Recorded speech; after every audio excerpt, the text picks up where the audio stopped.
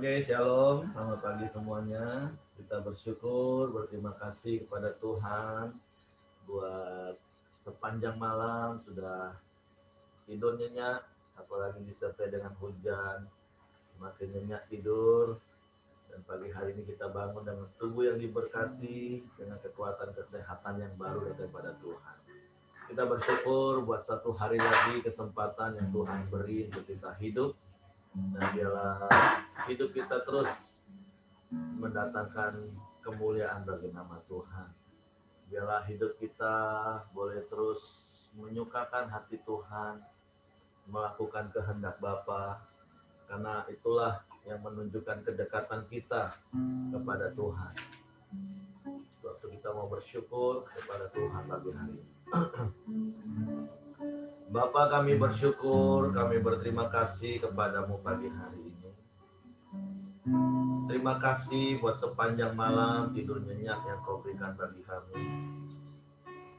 Terima kasih buat pemeliharaan, penjagaan, penyertaan-Mu yang ajaib, yang terus kau nyatakan dalam hidup kami. Kami bersyukur, kami berterima kasih, kami boleh bangun dengan tubuh yang diberkati, dengan kekuatan kesehatan yang baru yang datang padamu. Kami bersyukur, berterima kasih, karena kami percaya Engkau Bapa yang setia, yang tidak pernah meninggalkan dan tidak pernah membiarkan kami. Engkaulah sumber kehidupan kami, dan Engkaulah juga pusat penyembahan kami. Sebab itu pagi hari ini dan kami datang kepadamu dengan hati yang bersyukur, dengan mulut yang penuh pujian penyembahan kepadamu. Sebab Engkau layak dipuji, Engkau layak disembah. Terima kasih Tuhan. Ku hidup karena anugerah-Mu.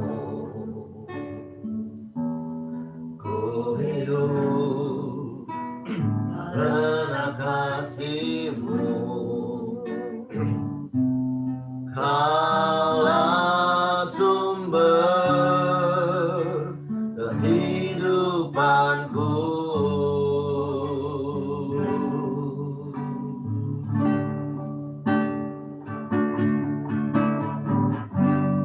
Ku hidup untuk menyembah-Mu. Ku hidup untuk menyenangkan-Mu. Kaulah pusat penyembahanku. Kau yang layak,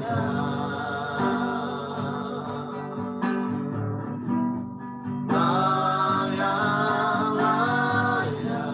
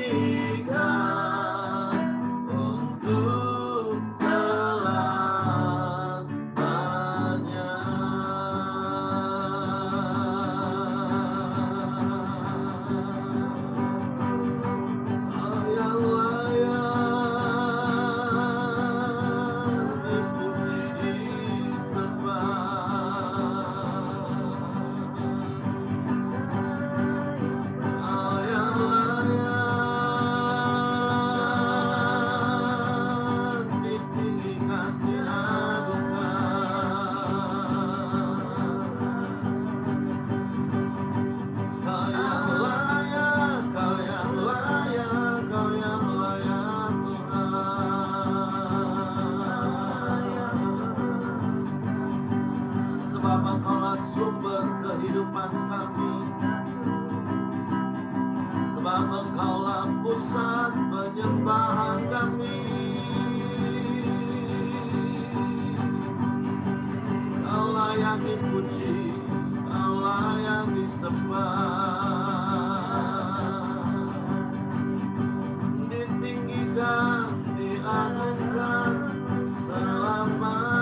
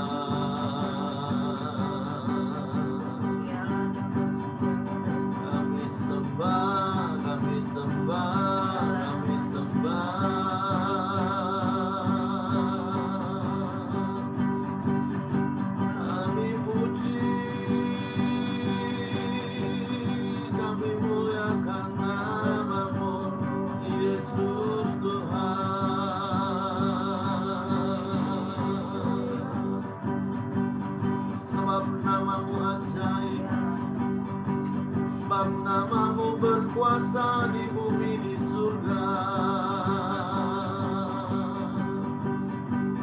Semua lidah mengaku Kau Yesus Tuhan. Semua lutut bertelut menyembah.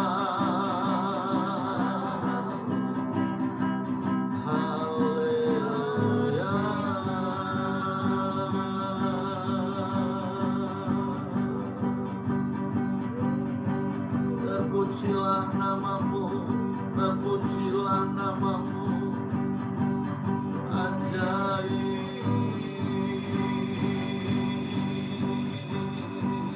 ajaib Engkau, Yesus Tuhan.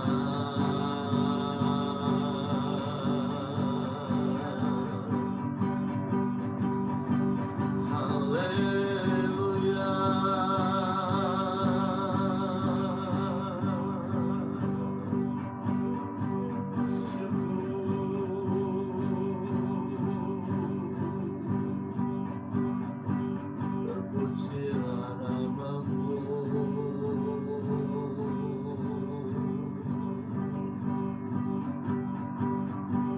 Sebab Engkau Allah yang maha besar,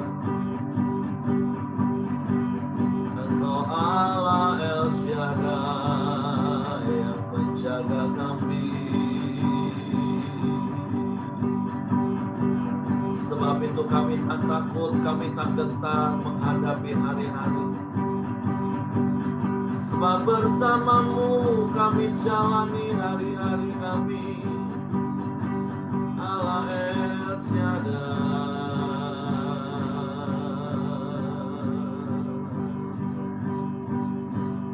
El Shaddai, El Shaddai, Allah Maha Kuasa. Dia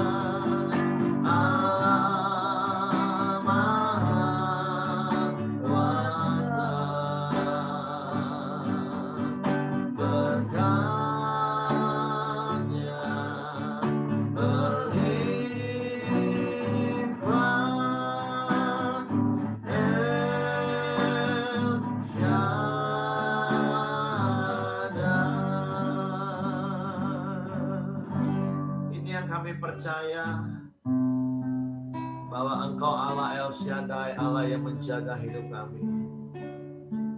Engkau Allah El Shaddai yang memelihara hidup kami. Engkau Allah El Shaddai yang selalu ada bersama dengan kami. Sebab itu kami tak takut, kami tak gentar menjalani hari-hari kami. Sekalipun di tengah-tengah situasi kondisi yang sedang terjadi hari-hari. Karena kami percaya Engkau Allah El Shaddai menjaga kami. Dan kami percaya penjaga kami tidak pernah terlelap, tidak pernah tertidur, bahkan sedetik pun. Engkau menjagai kami, Engkau melindungi kami, Engkau memelihara kami, Engkau memberkati kami.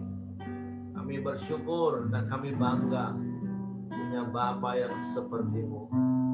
Bapa, terima kasih buat pagi hari ini. Sekali lagi kami bersyukur untuk satu hari lagi kesempatan hidup yang Kau berikan bagi kami. Engkau baik, Engkau sungguh baik, Engkau sangat baik, dan Engkau selalu baik bagi kami. Bapa, terima kasih. Pagi hari ini kami mau siapkan hati kami lagi untuk kebenaran firman-Mu.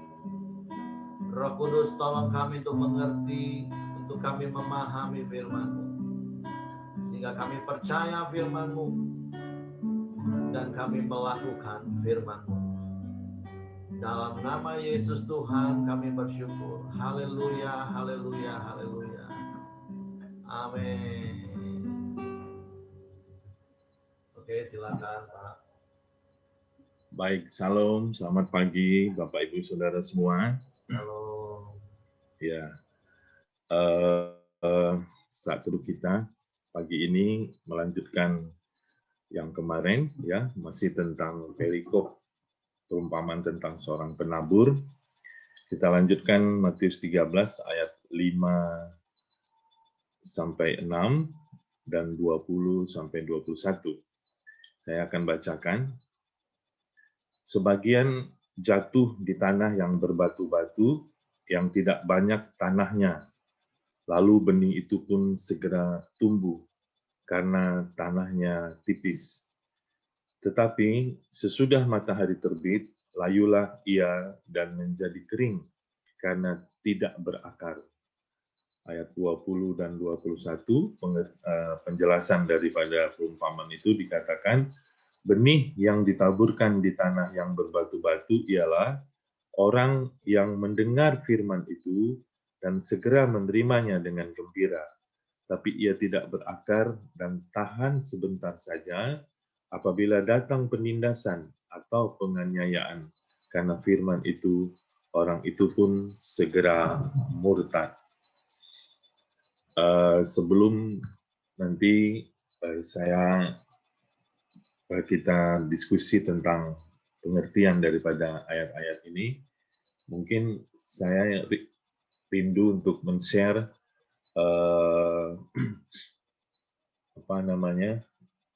pengertian tentang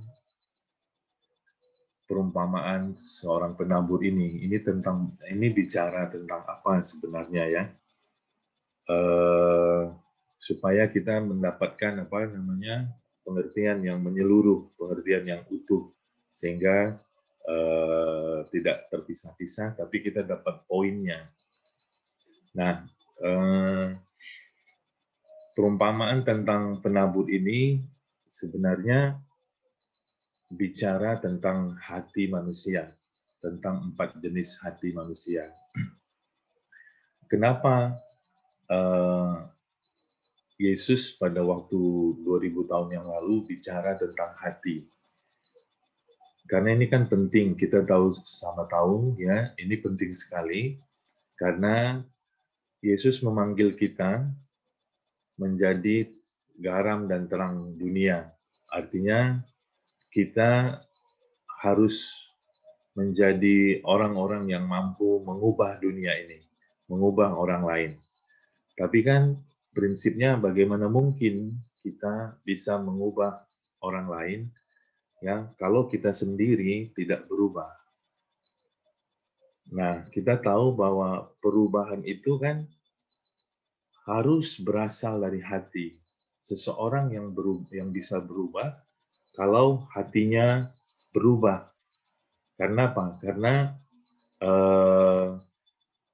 perubahan perilaku itu kan bergantung kepada apa yang ada di dalam hati kita.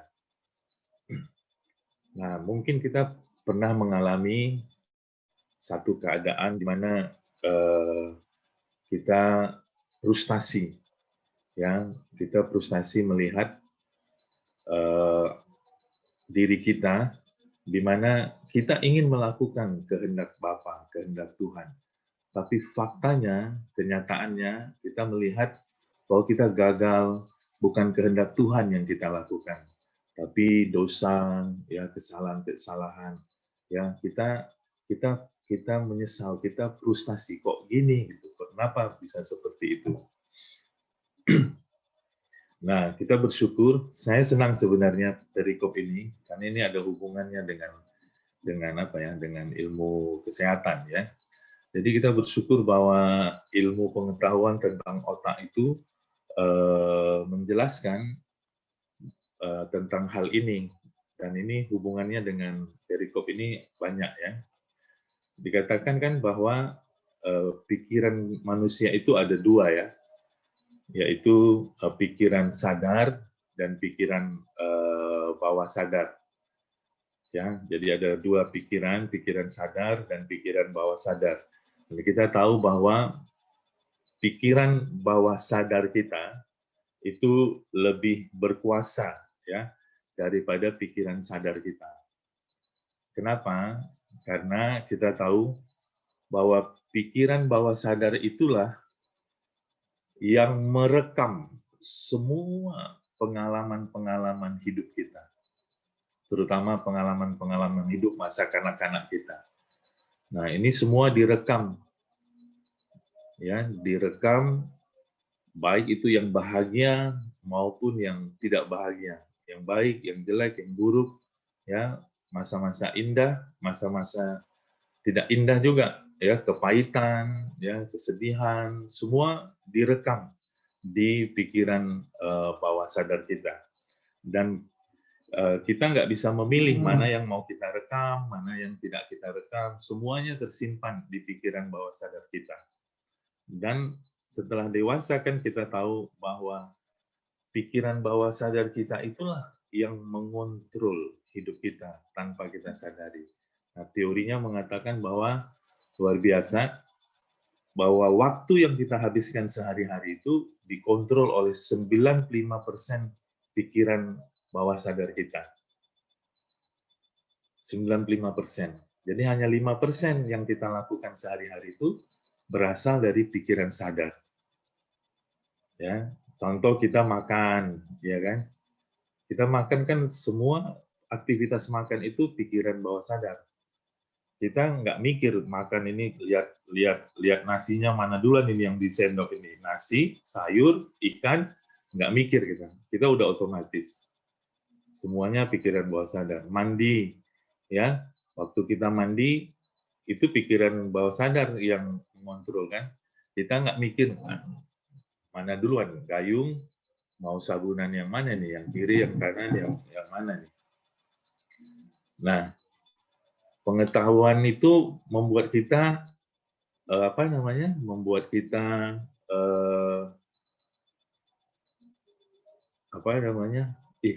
luar biasa sekali ya, gitu. Berarti apa yang ada di dalam pikiran sadar, di pikiran bawah sadar kita, itulah yang mengontrol perilaku kita.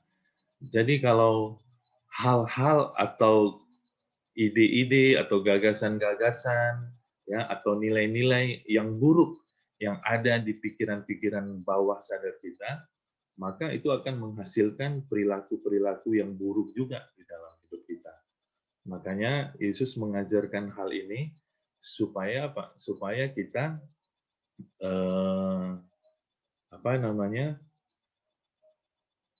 menanam benih firman Tuhan, pikiran-pikiran yang baik, sehingga itulah nanti yang mengontrol perilaku kita. Nah, di pikiran bawah sadar kita, menurut ilmu pengetahuan, ternyata, nah ini dia, ternyata 75% itu pikiran-pikiran negatif. Pikiran-pikiran negatif, 75%. Ya, pikiran bawah sadar kita, pikiran-pikiran negatif. Makanya Yesus 2000 tahun yang lalu mengajarkan prinsip ini. Dan ini sangat penting. Ya. Nah, jadi ada 4 jenis, kita masuk ada 4 jenis tanah yang Yesus ajarkan, itu bicara tentang 4 jenis hati kita. Ya, kemarin Pak Heri sudah jelaskan, tanah di pinggir jalan itu menggambarkan orang yang tidak mengerti firman Tuhan. Ya, jadi benih firman Tuhan hanya tidak masuk ya ke dalam tanah. Artinya apa? Tidak masuk ke dalam hatinya, ke dalam pikirannya nggak masuk. Kenapa nggak masuk? Karena Pak Heri kemarin jelaskan bahwa sikap hatinya salah. Gitu, lebih fokus kepada pengajar daripada pengajarannya. Sikap hatinya dalam menerima firman Tuhan hanya sebagai kewajiban aja. Tidak ada kerinduan untuk memang mau melakukan, tidak ada komitmen untuk melakukan.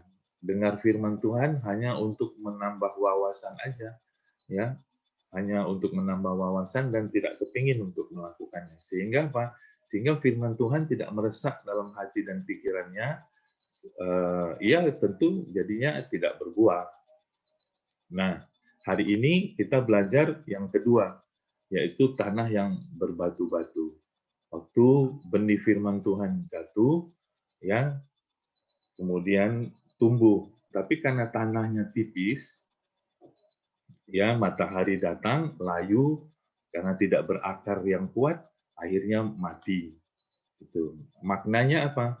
Maknanya hubungannya tentu dengan pikiran tadi, bahwa ini orang mendengarkan firman Tuhan, ya mendengarkan firman Tuhan, senang menerimanya, tapi karena dia tidak menembus ke dalam pikiran bawah sadarnya,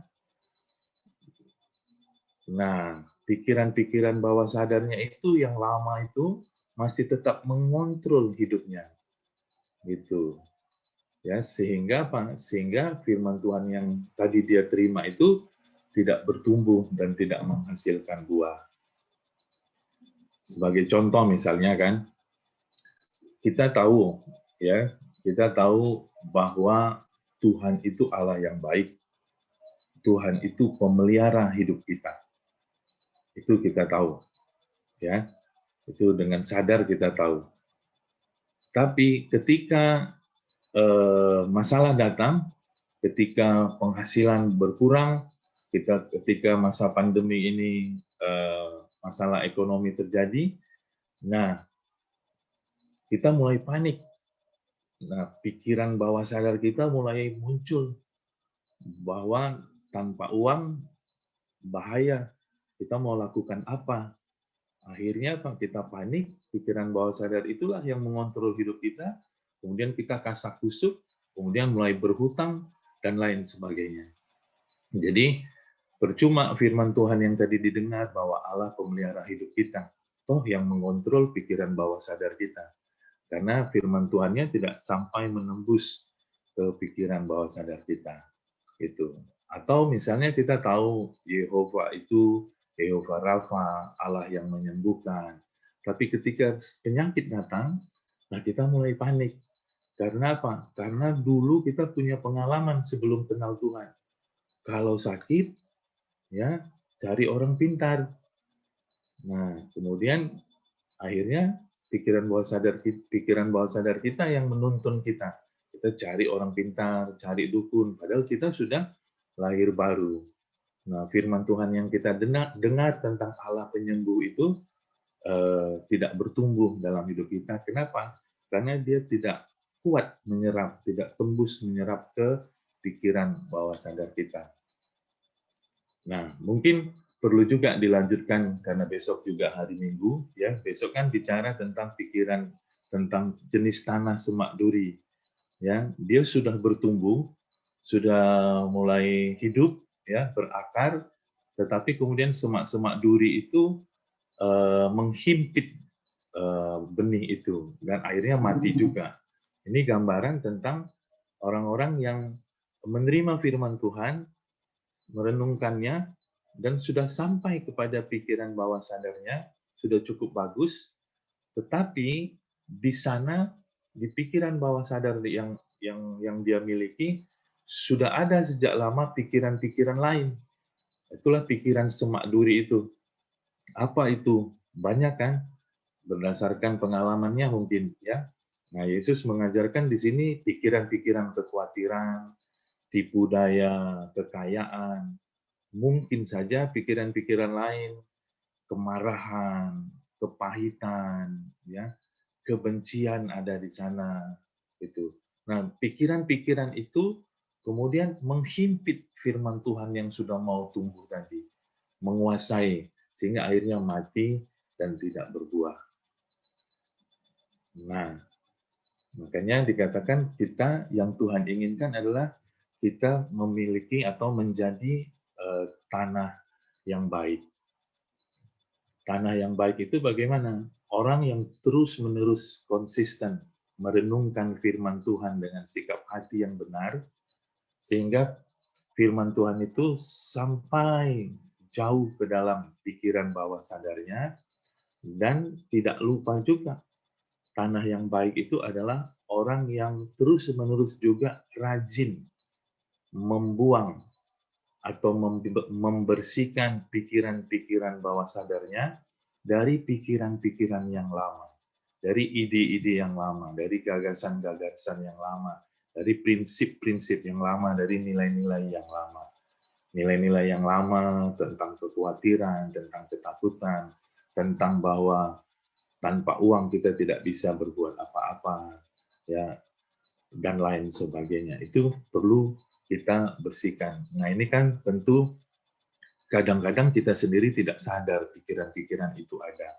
Tapi sebenarnya kalau kita intim dengan Tuhan, ya, Roh Kudus itu sebenarnya sering mengingatkan kita tentang apa yang kita tidak sadari, pikiran-pikiran sadar, pikiran bawah sadar kita, apa yang masih ada yang perlu dibersihkan. Ya, suatu kali saya tiba-tiba berpikir begini, kok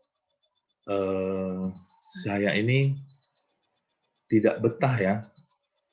Saya menemukan diri saya, kenapa saya tidak betah bicara, maksudnya lama-lama dengan orang-orang yang lebih dewasa gitu dengan saya. Maksudnya bicara serius gitu kan. Kalau bicara joke, bicara lucu-lucu, nah, oke, ya, saya bisa nyambung sana sini, bisa kontak sana sini. Tapi kok, nah, saya waktu menyadari itu, iya ya, aku kayak gitu ya orangnya ya. Nah, saya nggak sadar bahwa sebenarnya Tuhan ingin saya berubah dalam hal itu. Terus, nah, karena saya sudah pernah dengar pengajaran ini, nah, saya tanya Tuhan, kenapa ya Tuhan? Nah, Tuhan bilang, karena kamu selalu takut menerima tanggung jawab yang lebih besar. Iya ya. Karena kan mungkin secara psikologis saya anak paling kecil, ya, anak paling kecil, jadi tidak sering diberi tanggung jawab paling besar, tanggung jawab yang besar. Nah, mulai sekarang Roh Kudus bilang, coba belajar menerima tanggung jawab yang besar, gitu. Sehingga kamu kapasitasnya bisa lebih baik. Nah, akhirnya saya belajar ya untuk menerima hal itu dan belajar untuk berani mengambil tanggung jawab yang besar. Nah, jadi poinnya adalah bagaimana kita bisa merenungkan firman Tuhan secara konsisten sampai firman Tuhan itu masuk ke dalam pikiran bawah sadar kita, tertanam di sana, sehingga lanjutan daripada perikop ini kan dikatakan Yesus Di dalam Markus 4 ayat 26 sampai 28 dikatakan begini, lalu kata Yesus, beginilah hal kerajaan Allah itu, seumpama orang yang menaburkan benih di tanah, lalu pada malam hari ia tidur, dan pada siang hari ia bangun, dan benih itu mengeluarkan tunas, dan tunas itu makin tinggi.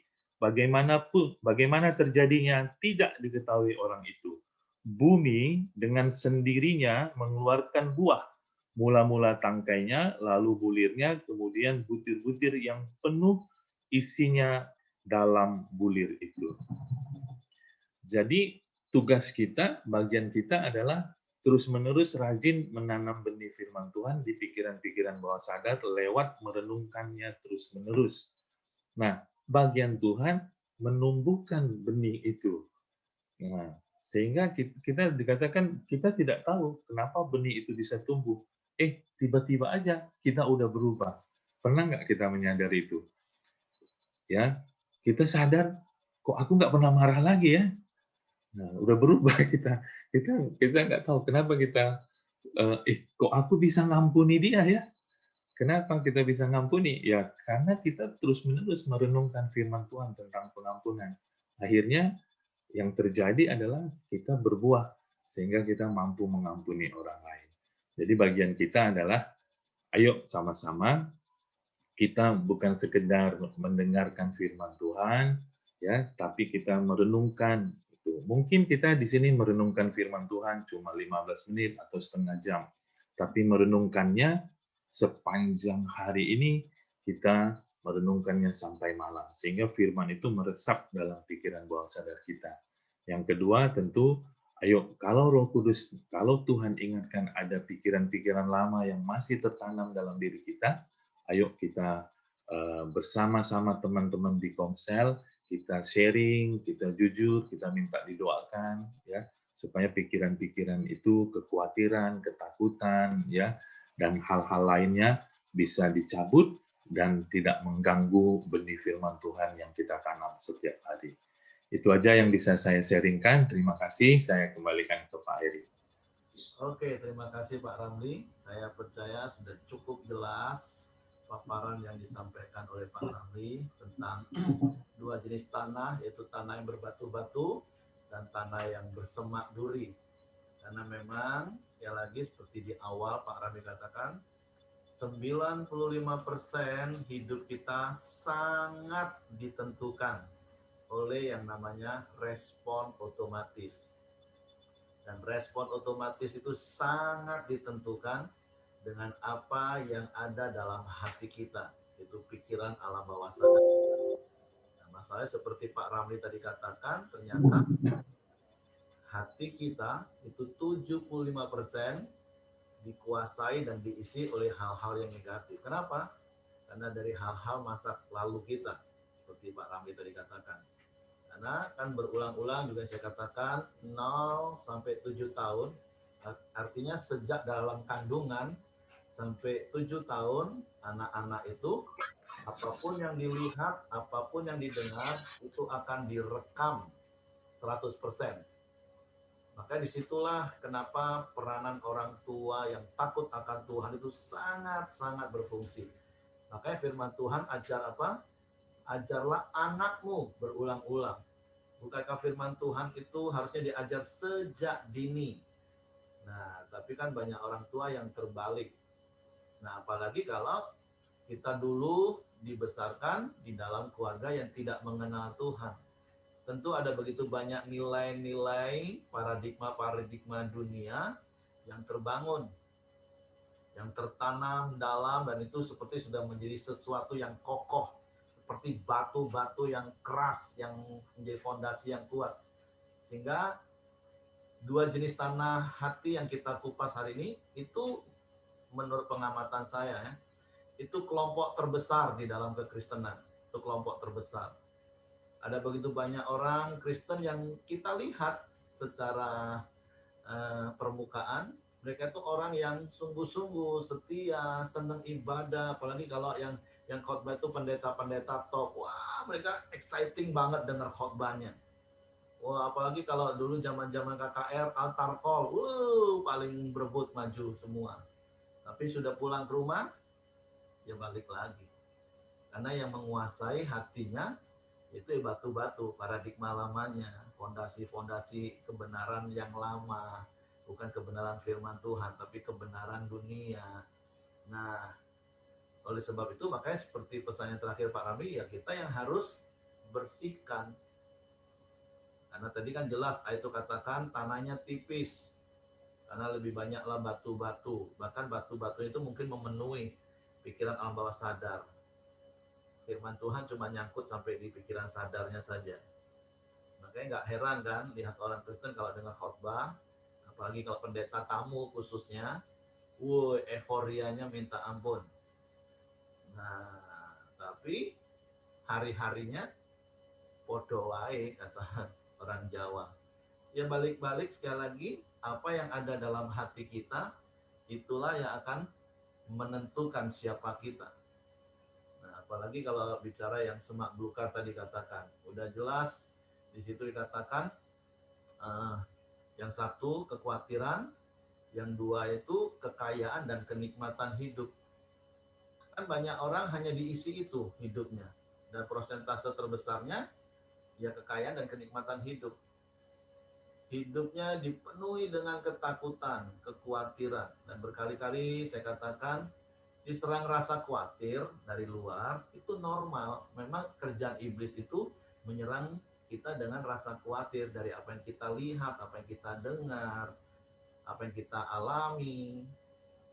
Tapi masalahnya ada begitu banyak orang, kekhawatirannya itu bukan lagi dari serangan iblis, tapi memang sudah bertumbuh besar di sini, di hatinya. Dan yang kedua, kekayaan dan kenikmatan hidup, yang seperti Pak Ramli tadi katakan. Dan makanya salah satu akar itu adalah cinta akan uang, akar kejahatan. Dan tentu sederhana saya katakan gini, indikasi yang sederhana apakah kita cinta akan uang itu sederhana. Banyak orang berpikir kalau orang itu cinta akan uang itu dia akan kerja gila-gilaan habis-habisan untuk cari uang. Itu agak bias menurut saya. Ada orang yang memang rajin, makanya dia bekerja sungguh-sungguh.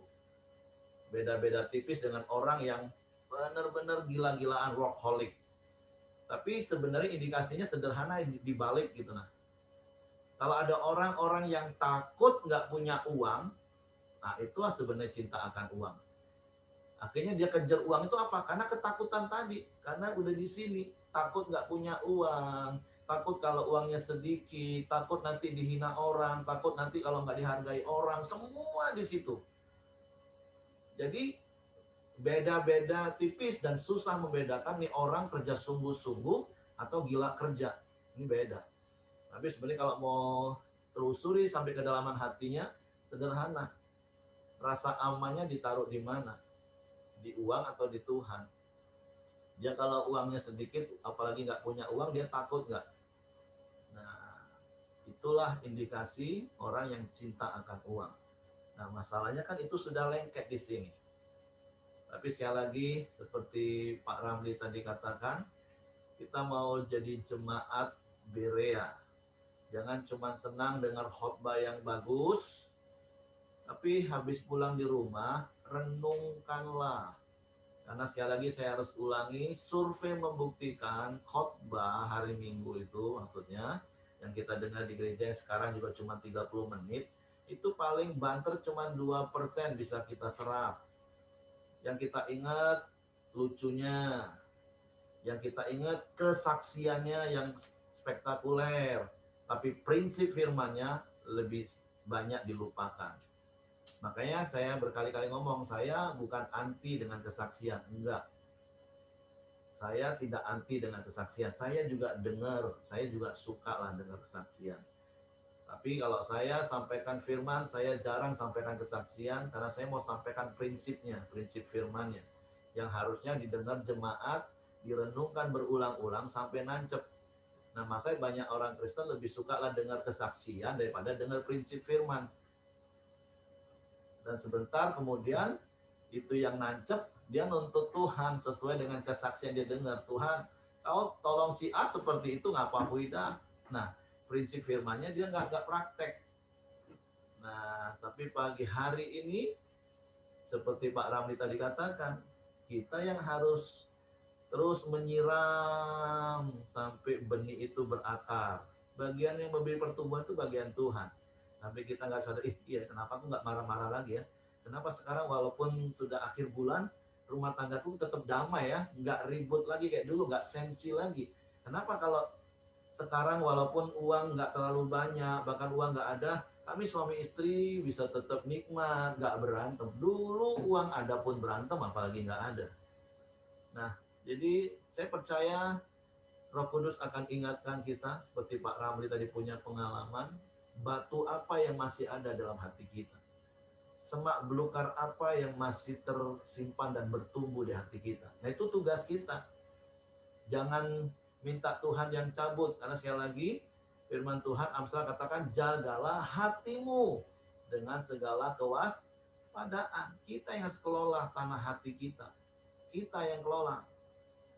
Dengan cara apa? Itu tadi, orang deo, bukan cuma 15 menit, tapi siang dan malam sepanjang hari renungkan firman. Ganti setiap pikiran-pikiran yang bukan dari Tuhan, pikiran yang sia-sia. Karena seperti yang pernah juga saya katakan, tentu kalau digambarkan pikiran kita ini seperti PC komputer atau laptop yang ada internal hard disk di dalamnya, kalau sudah penuh, ya nggak bakalan bisa diisi file baru. Gimana caranya? Buang dulu file lamanya. Buang dulu kekhawatiran, isi dengan firman. Aku percaya Allahku yang memelihara hidupku. Buang file kekhawatirannya, aku percaya Allahku Yehova Jireh yang mengadakan, menyediakan, mencukupkan, bahkan melimpahkan. Buang dulu file kekhawatiran yang tentang uang. Aku percaya Allahku yang memelihara hidupku. Nah, baru bisa hati kita diisi dengan hal-hal yang baru, yaitu firman. Jadi sekali lagi, yuk hari ini kita renungkan firman Tuhan, bagaimana hati kita. Apakah masih ada batu-batu paradigma lama, atau mungkin ada semak belukar ketakutan, kekhawatiran, kekayaan, kenikmatan hidup, atau cinta akan uang yang bertumbuh subur di hati kita. Dan saya berdoa, saya berharap nanti hari Senin kita ketemu di topik tanah yang subur. Dan saya berdoa berharap setiap kita sudah punya hati yang seperti tanah yang subur. Oke, itu saja yang ingin saya tambahkan. Mungkin Bapak Ibu yang lain boleh tambahkan.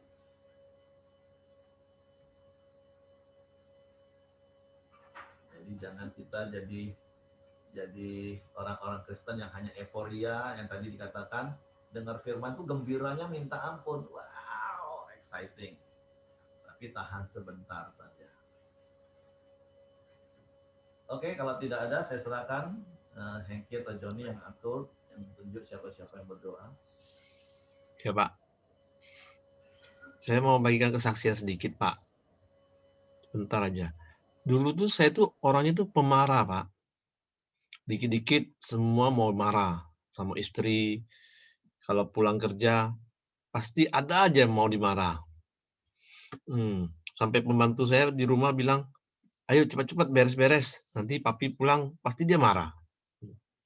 Tapi berjalannya waktu, terus hidup di dalam firman Tuhan, di dalam komsel, di dalam koram dio pagi, atau hidup di dalam komunitas, secara tidak aku sadari gitu loh, itu yang pemarah-pemarah tuh hilang gitu loh.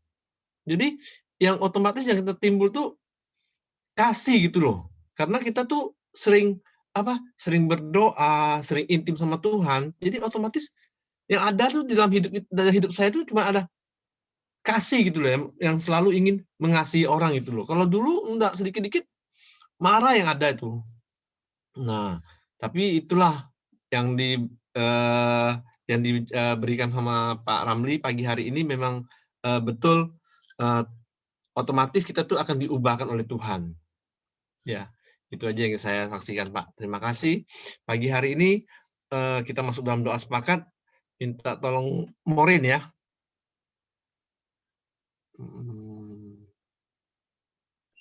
Morin keluar, Pak. Oke. Kalau gitu, mari kita masuk dalam doa sepakat pagi hari kita. Bapa yang baik, kami bersyukur kepadamu ya Tuhan. Engkau sungguh baik, Engkau sangat baik ya Tuhan di pagi hari ini, di mana setiap kami bisa berkumpul dan juga kami sharing kebenaran firman Tuhan. Kami sangat diberkati ya Tuhan buat kebenaran firman-Mu yang terus mengubah pikiran bawah sadar kami, terus membawa pertumbuhan di dalam Engkau ya Tuhan. Bapa yang baik, terima kasih, dan juga di pagi hari ini kami berdoa buat keluarga besar Pak Heri, buat Cece dan anaknya yang sudah pulang ke rumah. Pada saat ini kami bersyukur dan berterima kasih kepada Tuhan. Dan juga buat papanya Pak Heri ya Tuhan, biarlah Tuhan terus sembuhkan, Tuhan terus pulihkan, dan juga Tuhan terus memberikan kondisi yang terbaik kepada Papa Pak Heri ya Tuhan. Bahkan juga kepada keluarga besarnya Pak Heri yang di Jawa Timur, Tuhan juga berkati semua, Tuhan juga lindungin semua. Terima kasih, kami juga berdoa buat suku anak dalam ya Tuhan, yang dimana saat ini semakin sulit mendapatkan mencari mata pencaharian mereka ya Tuhan, untuk berburu babi ya Tuhan. Biarlah kami berdoa, Tuhan terus pelihara suku anak dalam ini, Tuhan terus memberkati suku anak dalam ini ya Tuhan. Dan juga kami tahu Tuhan, di mana ada teman-teman dari Bungo Tuhan, sudah memberkati suku anak dalam ini ya Tuhan. Biarlah Tuhan memberkati apapun yang telah dikerjakan oleh orang-orang yang telah memberkati suku anak dalam ini. Tuhan memberkati setiap tangan-tangan yang telah memberkati dengan berkat yang melimpah-limpah ya Bapa. Terima kasih ya Tuhan, kami juga bersyukur di mana rumah Andri ya Tuhan, untuk menjadikan rumah doa-Mu. Kami percaya Tuhan, melalui rumah Andri ini ya Tuhan, banyak jiwa-jiwa yang akan dijangkau, banyak jiwa-jiwa yang akan datang kepada Engkau ya Tuhan. Tuhan juga berkati keluarga Andri dan Lita ya Tuhan. Terima kasih, kami serahkan keluarga Andri dan Lita ke bawah tangan kuasa-Mu. Kami juga berdoa Tuhan buat Mama Meliana, bahkan Papa dari Along juga ya Tuhan, yang saat ini juga terpapar COVID-19 ya Tuhan. Biarlah kami berdoa, Tuhan terus pulihkan, Tuhan terus sembuhkan Papa Along dan juga mamanya Meliana ya Tuhan. Terima kasih, kami juga berdoa buat Pak Simon, dan Ibu Simon dan keluarga besarnya juga Tuhan. Tuhan terus pulihkan, Tuhan terus sembuhkan Tuhan. Tuhan pelihara keluarga besar Pak Simon ini ya Tuhan. Terima kasih, hamba juga berdoa buat Papa dan Mama hamba-Mu yang juga saat ini sedang pemulihan. Biarlah Tuhan terus sembuhkan, Tuhan terus pulihkan Papa dan Mama hamba-Mu ya Tuhan. Terima kasih, hamba serahkan Papa Mama hamba-Mu ke bawah tangan kuasa-Mu juga ya Tuhan. Dan juga hamba serahkan doa berikutnya. Silakan Pak Yosia. Bapa di dalam surga, kami berdoa dan bersepakat pada pagi hari ini Bapa. Kami berdoa untuk bangsa dan negara kami ya Bapa. Bapa, kami mau berdoa untuk kondisi wabah yang terus meningkat. Bapa, kami berdoa supaya kami tidak fokus kepada COVID ini ya Bapak, tapi kami fokus tetap kepada pemberitaan kabar baik. Kami fokus untuk menyampaikan berita keselamatan, dan kami tetap fokus untuk membagikan kasih-Mu kepada orang-orang yang ada di sekitar kami ya Bapak. Bapak di dalam surga, kami bersyukur untuk firman Tuhan. Biarlah kepahitan, kekhawatiran kami tidak menghimpit firman Tuhan yang kami terima, tetapi kami memiliki akar yang baik ya Bapak, agar pikiran-pikiran bawah sadar kami yang lama boleh mengubah melalui firman Tuhan yang kami dengar. Biarlah firman Tuhan itu menjadi benih yang subur, yang tumbuh di dalam hati dan pikiran kami ya Bapa. Bapa di dalam surga, kami juga mau berdoa untuk saudara-saudara kami yang sudah terkena, mereka yang membutuhkan tindakan-tindakan medis, yang saat ini juga banyak tempat-tempat yang sulit untuk didapatkan, untuk fasilitas-fasilitas kesehatan, untuk oksigen. Demikian juga Bapak untuk di daerah kami, kalau oksigen juga sudah mulai langka, kami berdoa di dalam nama Tuhan Yesus, jangan biarkan kekhawatiran itu ada di tengah-tengah kami Bapak. Tapi kami berdoa dan kami percaya bahwa Tuhan bekerja melalui banyak orang, bahwa Tuhan akan mencukupkan segalanya ya Bapak. Demikian juga Bapak untuk di daerah kami, di mana ruang-ruang isolasi sudah penuh. Kami berdoa di dalam nama Tuhan Yesus, apapun yang terjadi ya Bapak, agar kami tetap dikuatkan, bahwa segala sesuatunya Tuhan turut bekerja, agar kami juga bisa melakukan isolasi mandiri di rumah kami masing-masing Bapak. Jauhkan Bapak segala kekhawatiran, baik itu pada kami, keluarga kami, maupun pada bangsa dan negara kami. Hamba mau berdoa juga untuk kondisi ekonomi, perekonomian ya Bapak, yang sudah mulai berdampak. Tapi kami percaya bahwa Engkau memberikan makanan kepada burung-burung di udara, Engkau memberikan keindahan kepada bunga-bunga bakung. Demikian juga dengan hidup kami. Kami percaya bahwa Tuhan tidak akan menyia-nyiakan hidup kami. Tuhan tidak akan menyia-nyiakan bangsa dan negara kami. Kami percaya bahwa Tuhan menaruhkan hati yang luar biasa untuk bangsa negara kami, Bapak. Terima kasih, Bapak. Kami mau menyerahkan bangsa dan negara kami, pemerintahan kami yang ada di daerah, di pusat, supaya mereka juga memiliki iman yang baik ya Bapak. Mereka tidak perlu khawatir, sekalipun wabah tetap ada, supaya kami tetap mengerjakan bagian kami, dan Tuhan yang adalah Allah yang kami sembah, yang kami percaya, Tuhan turut bekerja di dalam segala sesuatunya buat negara kami. Terima kasih Bapak, mari kita nyambut dengan doa Bapa kami. Bapa kami yang di surga, dikuduskanlah namamu, datanglah kerajaan-Mu, jadilah kehendak-Mu di bumi seperti di surga. Berikanlah kami pada hari ini makanan kami yang secukupnya, dan ampunilah kami akan kesalahan kami. Karena Kaulah yang punya kerajaan dan kuasa dan kemuliaan sampai selama-lamanya. Amin. Silakan Pak Simon tutup dalam doa, Pak.